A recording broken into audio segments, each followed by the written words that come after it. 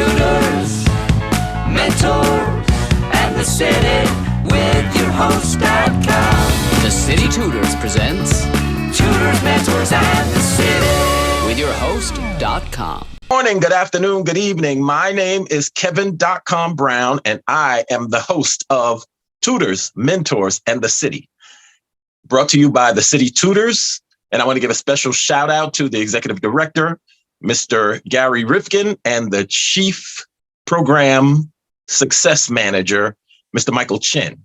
Now, we're just going to jump right in. Great. I want to introduce our guest for this episode. Please give it up for Miss Kamilah Briscoe. Yay! Okay. Hi, Kevin. How are you, Kamilah? I'm doing great. Thank you. Okay. So the way we're going to approach this interview, I don't know any background about you. Okay. I don't read bios about any of my guests. Okay. Because for the most part, I'm going to be learning about my guests the same time our viewers are. Very so good. I want to be as close to that perspective as possible. So I'm going to ask you some questions, and you're going to be explaining the answers to me, but you're also going to be explaining them to our viewers. Okay. Let's go. Okay. So first of all, Kamilah Briscoe, who are you? Oh, you started with a hard one. Good morning. So I currently, I am the head of middle school at Staten Island Academy, a pre-K through 12 independent school in Staten Island. We have about 350 students, about 100 in our middle school, and we have about 26 faculty who work with our middle school students on any given day. So I am essentially responsible for the day-to-day of our middle school students, but I have not always worked with middle schoolers. In fact, this is pretty new to me. I started my career working with a small family foundation called the Thomas Watson Foundation. Thomas Watson was the founder of IBM, and his grandchildren had a small trust that they used to run two programs for undergraduate students across the country. So one was for undergraduate students at small liberal arts colleges, think colleges under 2,000 students.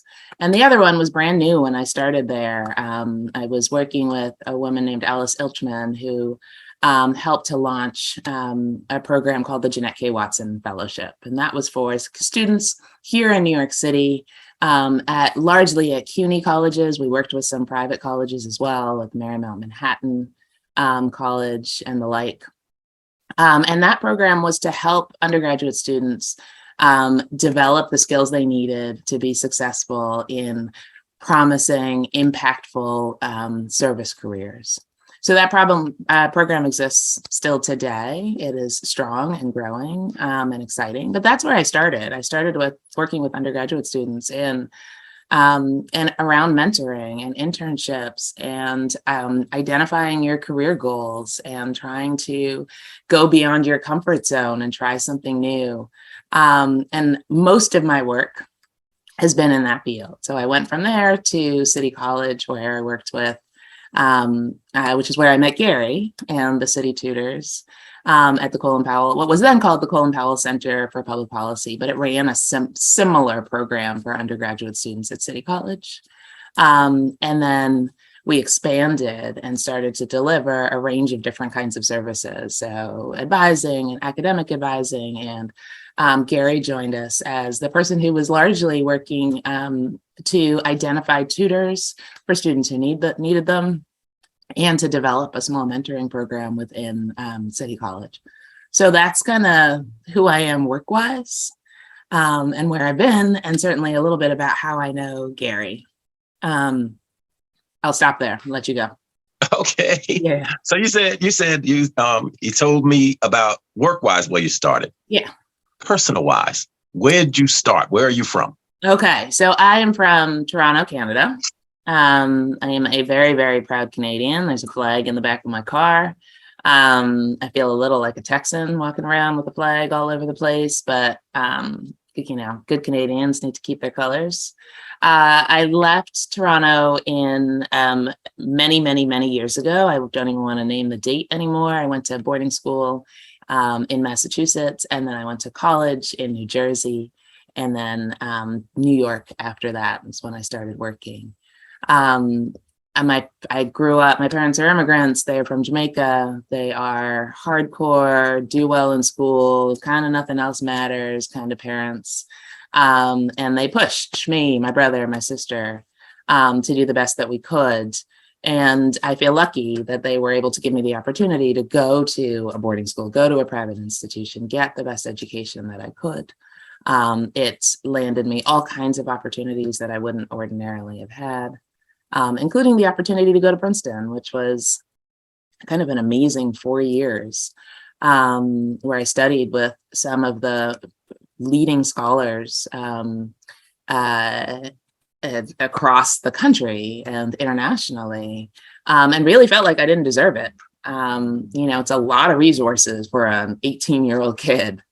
But it was an experience that pushed me beyond anything that I could have dreamed of. And one that I still kind of rely on today. I keep in touch with folks from Princeton. I go back when I can and talk to faculty and talk to the people who knew me when I was, young and starting out and knew even less than I know today. So that has been extraordinary. Outside of that, I was an athlete growing up. I played softball and I played ice hockey, both of those at Princeton. I am Canadian. I mentioned that. That's the ice hockey disclaimer. That's how it got there. And I, let's see, diehard Yankees fan, sad about yesterday. That's kind of where I spend my time. I live in Queens now, and have lived here almost the entire time I've been in New York City. And really have fallen in love with this borough. It is different than Manhattan. It's different than Brooklyn. It's not quite as hustle and bustle. A lot of families, space, but you still feel like you're in the city. I love it. Some of the most interesting community organizers here in Queens as well around issues of education or water and water safety, land use. So it's a fun place to be and live and thrive. Okay, so you mentioned that you have two siblings. What order? What number are you? I'm in the middle, but my sister is much older than I am. So my sister is 7 years older than I am. She lives in Amsterdam, which is a lovely place to visit if you're ever there or ever in the neighborhood. With two nieces and a nephew there. And then my brother is 2 years younger than I am. And he is still in Toronto. Two lovely, lovely nephews, and his wife live there. And my brother and I were really close, always have been. He was my partner in crime when I was growing up. And so he has made me a lot of who I am today. So I've been to Toronto before. It had a real New York feel from what I recall. What was it like growing up in Toronto? Yeah, so Toronto it can feel New Yorky. I think it's small. It's very small. So it's about 3 million people now, but that population has exploded since I lived there, right? So I left when I was about 15 years old. I've lived here much longer than I have lived there. But when I left, there might have been 1.5 million people. We eventually moved into what was then a small suburb of Toronto, is now almost 1 million people itself. But it has a good big city feel. It's one of the most diverse cities in the world. You can walk from, you walk across the city and you literally feel like you are moving across the globe as you go through the different neighborhoods. So it's got that kind of vibe to it. It's also a very livable city. It's pretty easy. Social services are fabulous. Housing is good. It's an easy place to live and make a living. It's beautiful. The lake is gorgeous. Its only downfall is it is cold, like colds. About this time, every single year, I've lived here for over 20 years. Every single year, right about now, I start to pull out like the big winter parka and the big winter boots and everything, because I'm still expecting it to be freezing in November. And it takes New York a little while to get there. Okay, so growing up in Toronto, your little brother was your partner in crime. Yeah. You were into ice hockey. Yep. Was it weird in Toronto seeing a Black kid playing ice hockey like it's weird in America? So yes and yes. When I was growing up, I played both girls hockey and I played boys hockey as well. There were 5 people of color in any of the leagues that I played in. There was Angela James, who's now in the Hall of Fame. She was the captain You remember of their Canada. names? You remember everybody? So she's famous now, right? Okay, so yeah, she was captain of Team Canada forever and ever and ever. No, I laughed, not to interrupt you, but I laughed because if you said there were 5 people and you know all of their names. Oh, I could tell you their names, their kids' names, where they go to school, like what they're doing now. Absolutely. We were tight. You had no choice. So Angela James in the Hall of Fame, Manny Malhotra, who played for the Rangers and played for Columbus and played for Vancouver and had a fabulous career. There was a woman named Rachel Buchanan, who I still see on Facebook from time to time. She's lovely. Hi, Rachel. Me and my brother. That was it. That was kind of all you had. Now it is totally different. So my cousin, who's 13 years old now, 13, yeah, is just played last winter in an all Black girls hockey game. And it was one of the most extraordinary things I've ever seen. I could not have imagined that when I was a kid growing up. And so, yeah, there was a lot of awkwardness. There was a lot of like, what are you doing here? There was a lot of, don't you want to go run track? And that level of like kind of, I want to call it subtle racism. I don't know if there is a thing, but that level of racism was true among kids and also among adults. I mean, it was pretty regular that a parent or a coach would question why I was there, what I was doing. So I'm glad things are changing. I'm glad they're changing for the better. And particularly in the women's game, I think, things change in the men's game a little bit more quickly. It's a little bit more public, and the women's game tends to be a little slower to change. But I'm so proud of the women who are fighting that good fight and who are out there playing every day and loving it and enjoying it and claiming their right to be there, right? Because that's what it's all about. Okay, so in the year I was born in the 60s. Okay. Big civil rights movements. Dr. King. Was Dr. King a thing? Did he make an impact in Canada? Yeah, of course. Dr. King is a worldwide, international, maybe one of the most recognizable names, I think, maybe anywhere. Certainly in Canada. It is different, though. I remember distinctly coming to boarding school. I was 15 years old, and right before school started, they had a like orientation for students of color, but they also had an international student orientation. So I couldn't do both, really. And so I did mostly the international stuff, and then I peeked my head into the students of color orientation. And there was a girl sitting at the table, and she had a whole bunch of pictures on the table, and I didn't recognize people, who they were. And so I asked her, I was like, oh, this is a cool picture. Who is that? And she lit into me. You don't know who Harriet Tubman is? What? You can't be here and not know.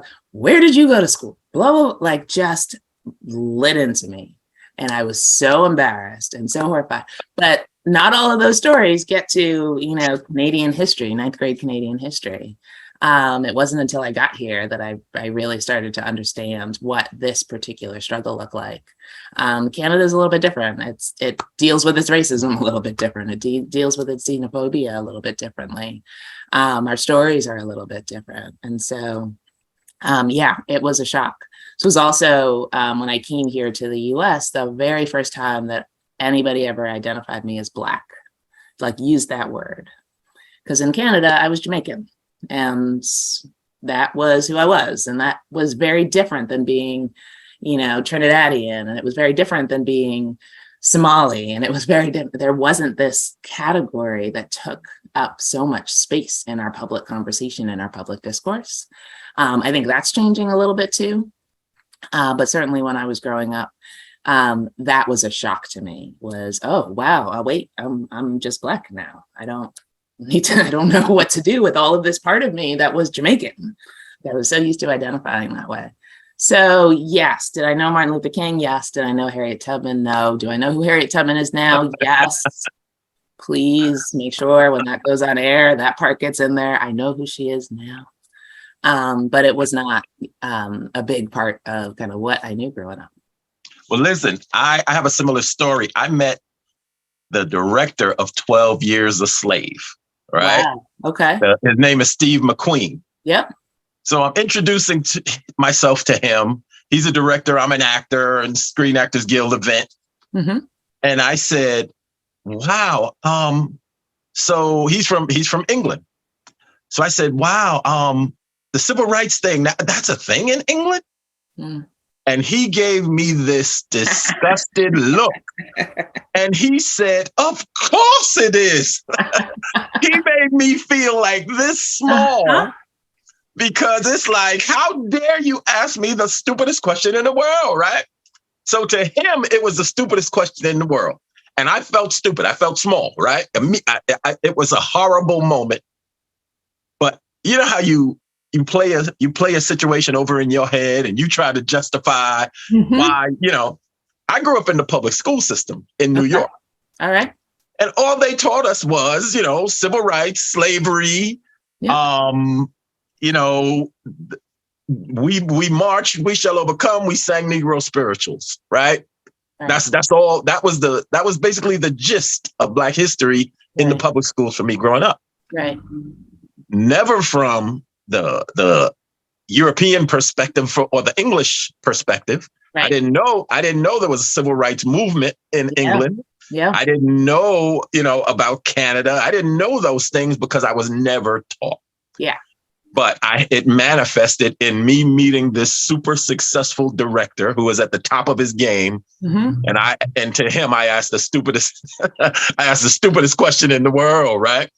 But I can't tell whether the most interesting part of that story is that you met Steve McQueen or the public school systems are what the public school systems are. I'm interested in both of those things. My dad spent time in England, and so as many Jamaicans did. And it's interesting in Jamaica, you can't be the child of Jamaican grandparents and not know about the Queen and the royal family and about they still talk about like going across the pond as if it's the same ponds or the same distance. So yeah, you get a little bit more of that perspective there. When we grew up, we got Buffalo news. And so what we knew of the US was whatever was happening in Buffalo. That was mostly it. So it was like fires in Cheektowaga and, whatever local things were happening. That was the United States to us. It was this very, very small place. Then I got there and realized it's a lot bigger than I thought. Buffalo TV does not do it justice. It sure doesn't. It sure doesn't. So coming from where you came from. Yeah. So you said you went to boarding school. Where was your boarding school? North Andover, Massachusetts. So I went to Brook School, which is best known as the school down the street from Andover. Okay. And what was that about? What was that like? It was great. It was, again, I feel like I work in a very similar school now. It was about 350 kids. It was just a high school. And everybody, it was small. Everybody knew everybody. Everybody knew you. Everybody wanted you to succeed. You couldn't turn around without an adult saying like, did you do this homework? Are you going to this opportunity? Are you doing this? And for me, for some people that sounds suffocating. I get it, especially if you grew up in New York City. I can imagine you want nothing to do with that. But for me, that's exactly what I needed. I grew up, when I did my first year of high school in Canada in a big public school. It was 1,500 kids. And I felt invisible in all of the wrong ways and visible in all of the wrong ways, right? So, I remember I was applying to the school and I met my guidance counselor for the first time. It was that kind of place. Whereas boarding school, I have a funny story. I went back a couple years ago to an event there, and I ran into a woman who is now their kind of dean of students, but she was new and young, or newish and young when I was there, and she was my math teacher. And I ran into her. She knew I was coming. I didn't know she was going to be there. I see her, I give her a big hug, and she hands me Twizzlers. And I'm like, what is happening right now? Why are you handing me Twizzlers? She was like, you used to eat these things like nothing else. Like you were starving. All you would eat were Twizzlers when you were 15 years old. And yes, it is absolutely true. I still eat a lot of Twizzlers. But the fact that some 20 years later, she can pull those kinds of details from her memory and remember who I am is kind of the quintessential boarding school experience. And so I loved it, really and truly. I feel like I got to become an intellectual to the extent that any high school student can of my own there, right? There was support to learn whatever it was you wanted to learn. You have to do a kind of independent paper at the end of the year. I did it about Canadian history, some period in Canadian history. I don't remember what, but where else was going to let me do that or have somebody on faculty who could sort of help me navigate that whole process? It really set me up well for college, and really gave me an idea about what good education looks like. And so that stays firmly cemented in my mind as a kind of model for any good educational programming and what it needs. I'll stop there. You don't have to, but but that's fine. That's fine. Because I'm listening to your story. You mentioned, we went to a large high school in Canada, 1,500 students, right? Yeah. So I went to Brooklyn Tech. My graduating class had 6,000 students. Okay. That was that. We all graduated together. So, that's my experience. But that is intense. Yes. But boarding school to Princeton, that sounds like money and that sounds like privilege. Nobody has used those two words to describe me ever before. So thanks for that, I think. Yeah, I didn't grow up with money. And so that wasn't what got me anywhere. A very, very generous financial aid packages allowed me to maneuver through these institutions. I think I learned a lot about money and privilege while I was in both of those places and how they operate. Now, how so? Your friends, your peers your peers came from money and privilege. Yeah. I certainly learned, I guess I would say I learned two things. One, I learned what privilege affords you, right? Like, what does it look like and feel like if you couldn't do anything in the world, right? What do people do with that kind of power? What do people do with that kind of opportunity? And I would say it's pretty disappointing, right? That for me, I think about my graduating class at Princeton, any single one of us could be doing work that changes the world, either based on, people's own privilege and wealth, et cetera, and their ability to kind of impact the world in interesting and important ways. And also there's just the resources that are collected there. And so I in my current work, I try to impress upon students that very thing. Like, you graduate from this place, you are, the kids don't always feel it, but you have this extraordinary opportunity to make an impact. And don't let you're going off to college, don't let the partying distract you from that. Don't let your friends distract you from that. Don't let your, all of the shiny things on Wall Street or all of the shiny things over there. Not saying you can't change the world from Wall Street, you can, but don't let don't become so complacent that you forget what an opportunity and privilege that is. So I think that's been an important message that I've taken away from both of those institutions. And then, of course, you get the ugly side of privilege and wealth. You get the entitled side of privilege and wealth.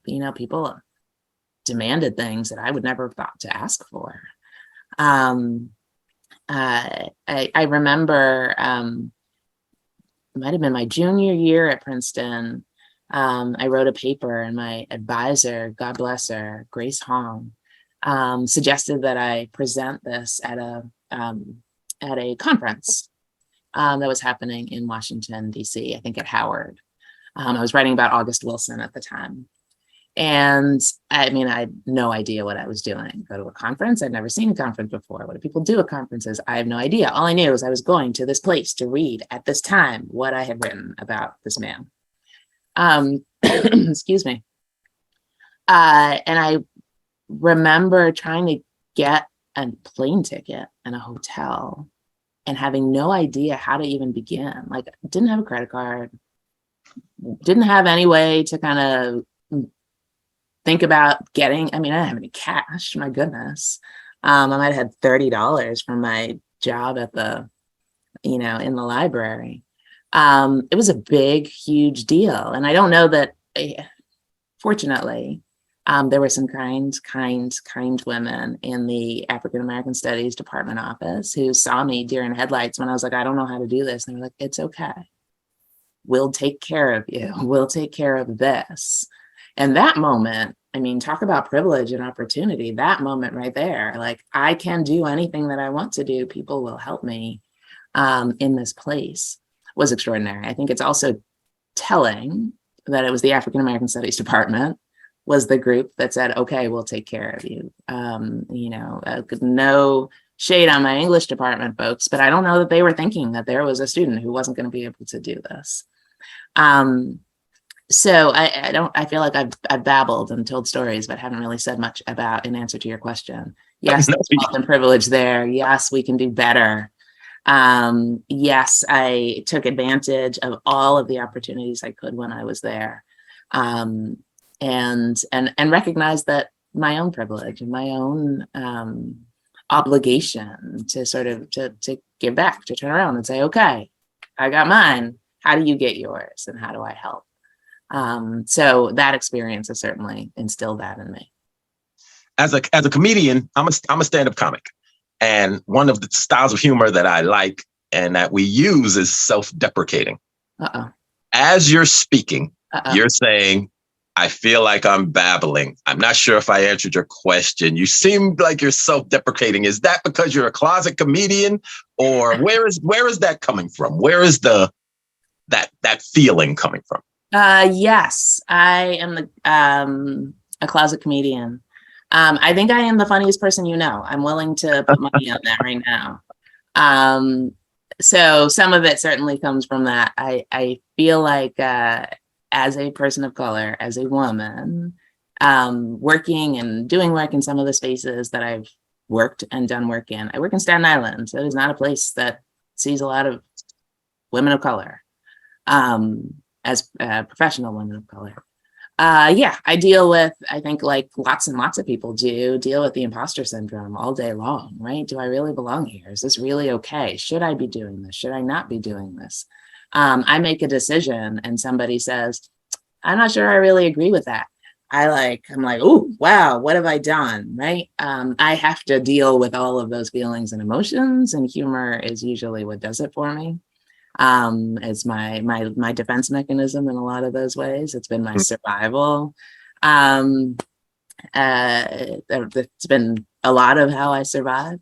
But I do recognize, somebody pointed it out to me this summer. I was at a professional development and we were doing this exercise, and we did this kind of very cool exercise where you listen to somebody's story and they listen to your story, and then you have to tell their story as if you're them, and they have to tell your story as if they are you. And I, of course, use a lot of self-deprecating humor, and it sounds grating when it comes out of the other person's mouth. It was really uncomfortable. And it was clear that the woman who was doing it was uncomfortable. She kept stumbling over the words when I was like, oh, yeah, I'm an idiot. It's like she couldn't say it. And so I realized that it's off-putting. I don't know if it's going anywhere, though, because I am quite funny. At some point you'll recognize it. I recognize it. I recognize it now. Have you ever been on stage? Ever tried it? Never, ever. Come on now. Anyway, I'm terrified just doing this interview. Well, what are your creative outlets? Oh, I play the piano. Yeah. I grew up playing classical piano. I had lots of good German piano teachers with rulers that they would smack on your knuckles. And so I learned to play quickly and quite well. I did that for most of up through high school, and then I stopped for a little while. I stopped for a long while. And I want to say 10 years ago, picked it up again. And I love it. I wish I could play more than classical piano. That's kind of, Chopin is kind of my comfort zone. But I have a weird kind of love-hate relationship with it, because it is a creative outlet. It is what I love to do. I love to sit and, sort of take apart a bar of music and put it back together and try to make it either recreate what it must have sounded like or try to make it sound my own. I do. But it's also so technical that it is hard to be relaxed when you're sitting at a piano with notes running up and down the score, trying to hold it together. But that's what I do. I love it. I'm not a performer, so it's me, my piano. It's over here in the corner with headphones, because my partner says headphones, because he's not a piano guy. But yeah, that's where I go for that. Can you trace your roots back to Jamaica? Have you been there, visit your family? I have. So it's interesting, my dad and my mom, they grew up in different parts of Jamaica. My mom's family is complicated and tricky. My dad's family is much more straightforward. So my dad goes back all the time. And my mom almost never goes back. I think she went back, she goes back once every 30 years for a funeral. Like that's her deal. And so I did not grow up like going back and forth like some people did. My cousins even were there every summer staying with my grandmother. But we didn't. I went back for the first time since I was little, right before COVID. My grandmother passed away. And so, no, thank you. I went back with my dad. We stayed at the house that she was living in with my uncle, right in the heart of Kingston. And it was magical. Holy cow. I mean, it was magical in so many different ways. And I'll tell you, I know we've talked a lot about race and ethnicity, and this is not certainly the focus necessarily of why we're here. But I have traveled quite a bit. My sister lives in Amsterdam. Like I said, I go there all the time. I love going up there. But getting on the plane, getting on an Air Jamaica plane and going to Kingston was the first time that anyone, any travel agent, any person who works in an airport treated me like I mattered. It was weird. I didn't understand what was happening. I was like, oh, no, I'm sitting in coach. You don't have to talk to me or do any of that stuff. But there was a very different feel. And I feel both like it is a place in which my race doesn't necessarily determine my worth in the same way that it might in other places, but also it's another one sign of privilege, right? I was coming from the US, I was coming from New York. And I think that there's a little bit of that going on as well. But Jamaica, when I got there, holy cow, it was lovely. All I did was eat fruit from the backyard every single day. The water is stunning. The city is beautiful. It's a hard place. So that it certainly economically struggles quite a bit and hasn't necessarily found the way to find any economic security for people. But a beautiful place, a creative place, the artwork, holy cow, when I was there, I was just blown away to, like I said, we don't go back very often. It was one of the few moments where I could kind of claim something as my own, like, this is where I come from. This is my art. These are people who are speaking my language and doing the things that I understand in the ways that I understand it. So I definitely had that coming home feeling, which was lovely. Yeah, thank you for asking. Yes, you mentioned born in Canada. Yep. Boarding school in Andover, Massachusetts. North Andover. North Andover. Oh, Yeah. well, okay. Yeah, North Andover. It's a big difference. Yeah. Sure it is. And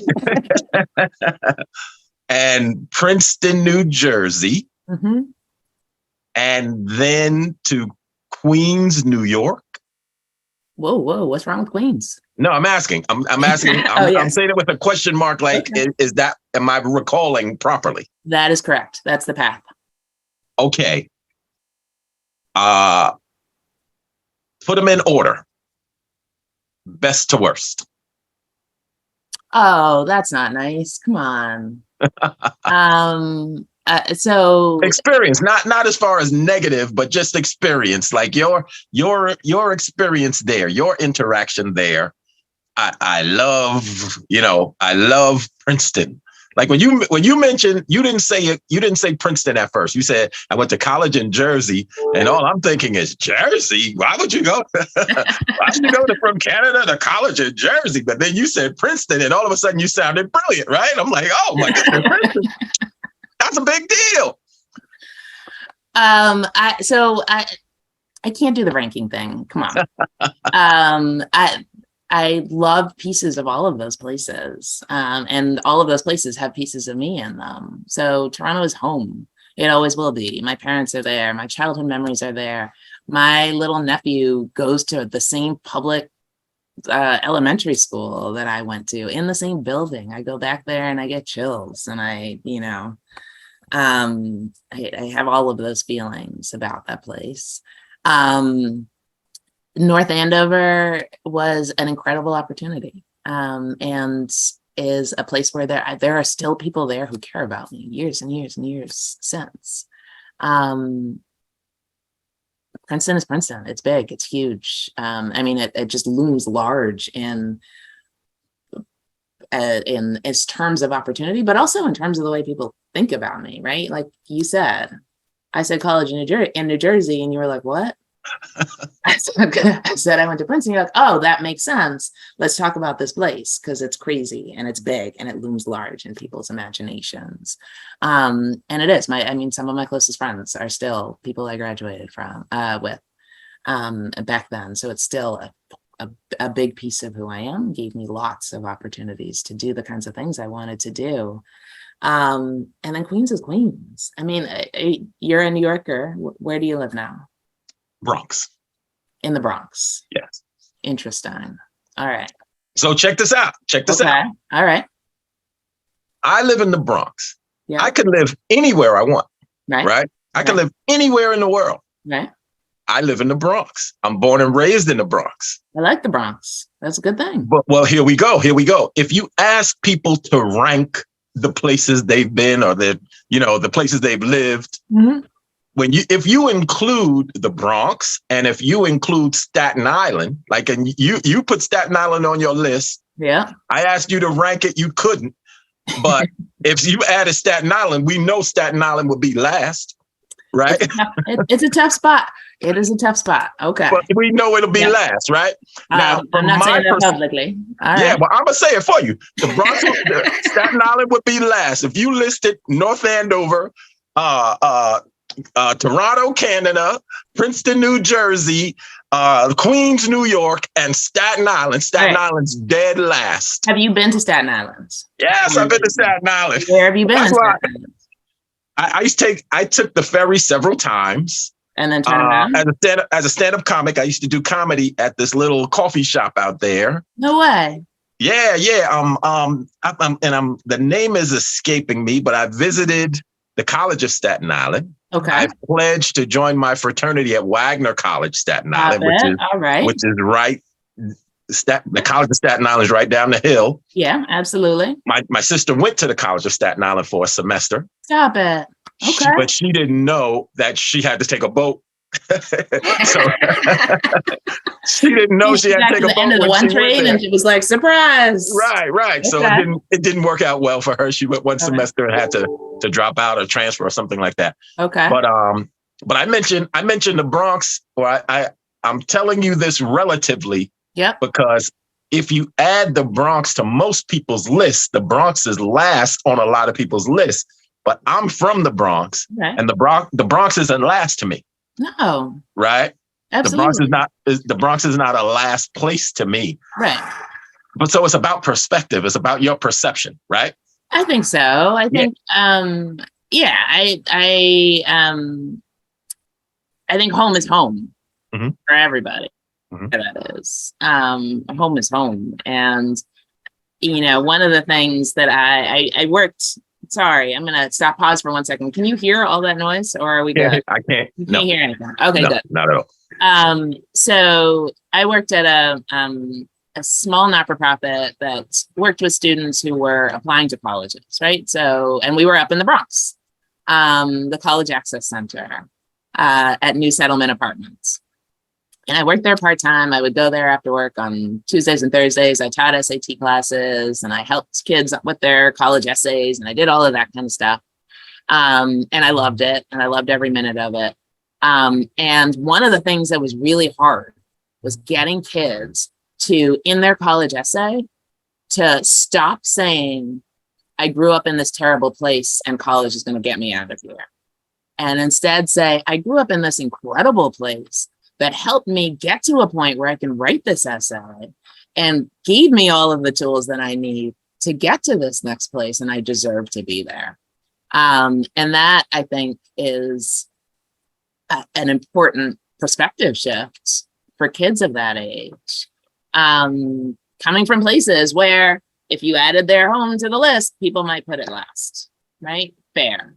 Home is home. And I feel like anything that we can do to make home feel like the supportive and incredible place it is, for kids, it needs to happen. What was your major in college? English, minor in African American Studies. Okay, so the career path, right? How'd that call you?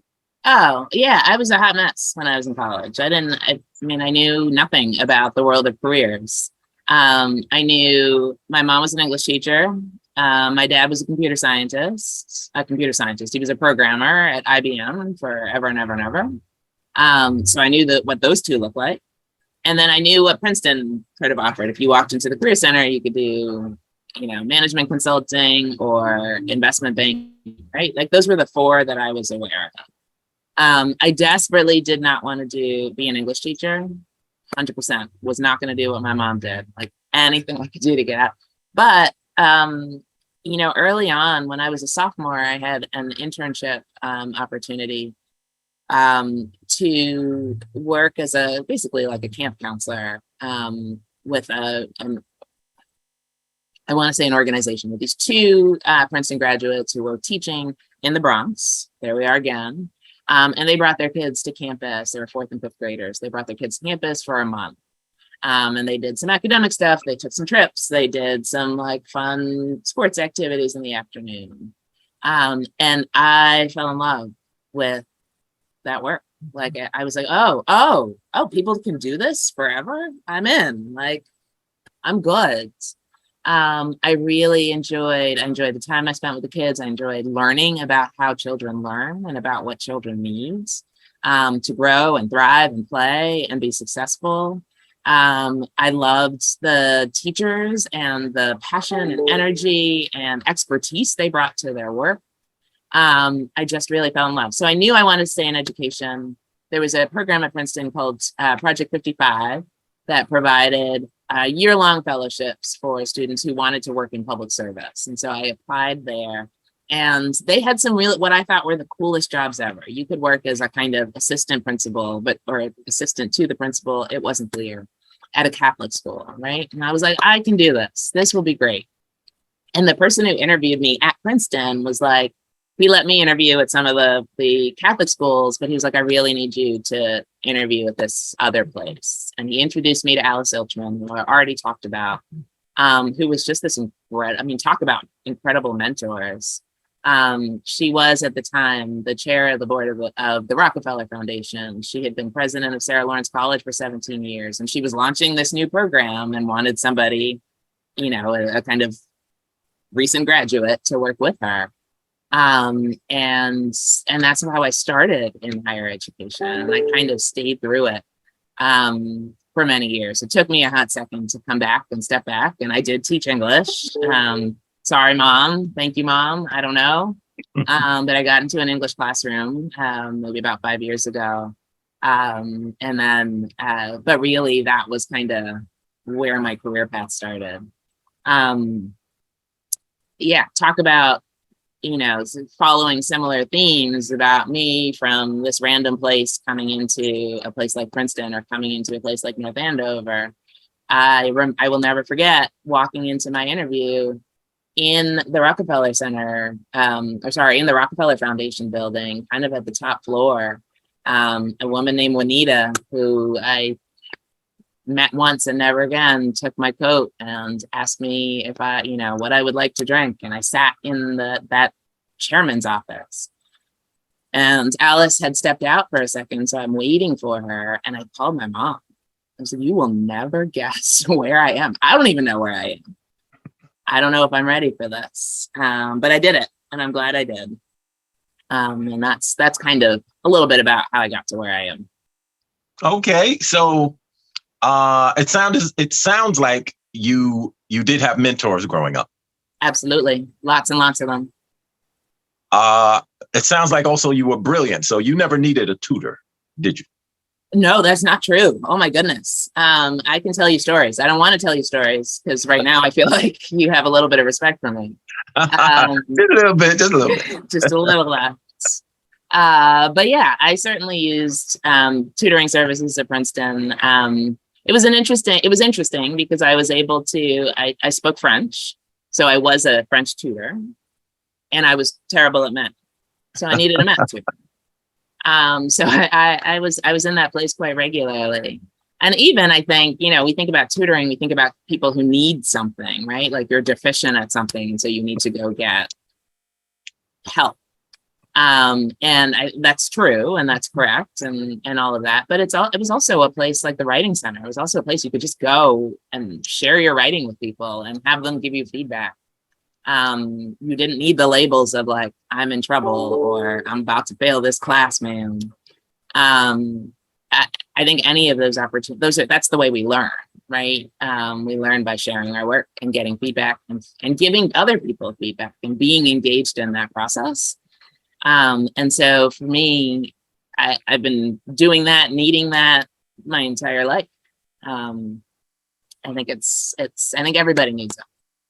You made me laugh just now because I asked you who you were. You said what you did and where you're from, and that you're, Jamaican descent.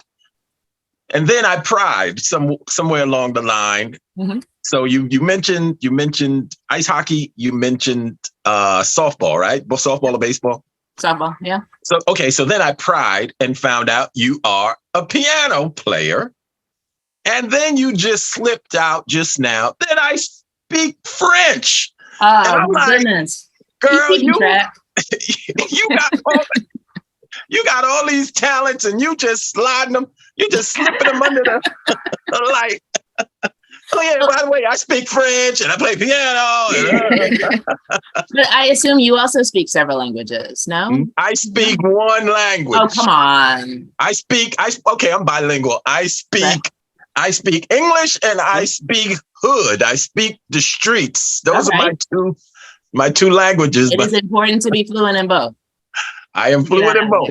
Excellent. I am fluent in both. Good for But you.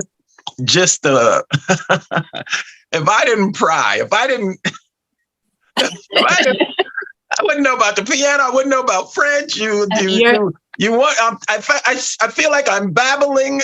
It's like you are an excellent interviewer, right? Like you're supposed to pry. So thank you for doing that. I'm happy to share. And you are excellent respondent, right? So, question. Okay. Best advice you've ever received? I got a lot. I get a lot of advice. Best advice I've ever received. So, I'll tell you the advice that comes back to me time and time again. And again, feels like it's along the same theme of like imposter syndrome and do I really belong here? But when I was in college, another student said to me about a task that I was about to do. She said, confidence is knowing you can do again what you've done before. You ever done this before? Yes. Go out and do it again. It's going to be fine. And that has stuck with me ever since. I feel like I was a freshman maybe on a softball trip and I was nervous about playing some team. She was like, you've been doing this your whole life. Go do it again. And I come back to that over and over and over again in my own life, right? Those moments of like, ooh, this is risky. Can I, can't I, should I, shouldn't I? I've done it before. Even this conversation. I don't know. This is nervous. It makes me a little nervous. This guy's kind of, I see pictures of him on 30 Rock. Am I going to be good enough? I've had a conversation with people before. I can do it again. Here I am. Well, I think that's what makes this this podcast format for us, for City Tutors. I think that's what makes it so interesting because I'm the so-called celebrity, right? And I'm interviewing the other person, the civilian, right? So I think that dynamic is exciting to me. Now that being said, what's the best advice you can offer for young people or your younger self? What's your best advice? Do all the things. Say yes. Sometimes we let things get in the way of an opportunity or a good conversation or something that's going to take you don't know where, and that's scary. I get it. But say yes. 99% of the time it works out, and 90% of the time you learn something. 10% of the time you had an experience and maybe it didn't work out, and that's okay. But say yes. Somebody asks you to do something, go someplace, you see an opportunity that's offered to you. There's a writing center at your school and someone says go, just say yes. The rest of it will take care of itself. Okay, very nice. Okay, so I thank you for this. This is my closing question, and I'm guarding myself because you said several things that I want to dig into that makes me want to trigger conversation because they were similar to my thoughts and my feelings. Interesting. But the interview is about you and it's not about me. So I withheld some of my thoughts, right? We'll have to do this again. Yeah, we'll have to do it again. That's what I'm leading to, right? Mm-hmm. But that being said, is there anything we missed?